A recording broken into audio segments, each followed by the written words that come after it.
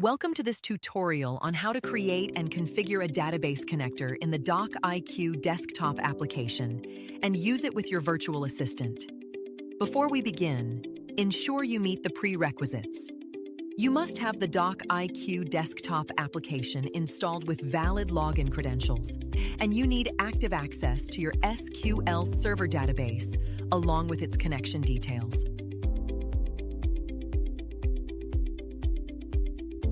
Step 2 is navigating to your connectors.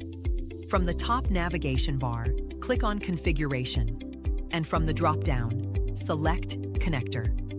This page displays all your previously created file and database connectors.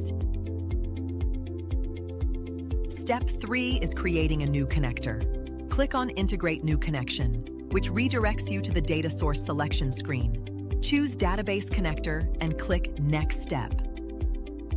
Step 4 is selecting the database type.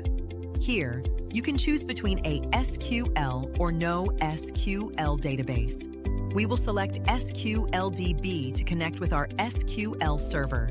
Notice that read access functionality is enabled by default for security.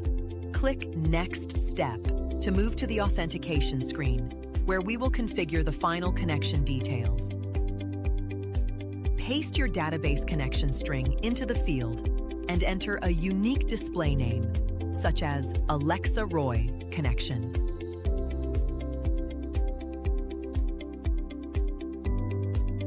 Next, click Test Connection. The system will validate the credentials, displaying a success message once the database authentication is complete. You can now click to view all the available tables within the connected database. Save and complete to next. The connector will be created successfully, and you will be redirected back to the connector's listing page.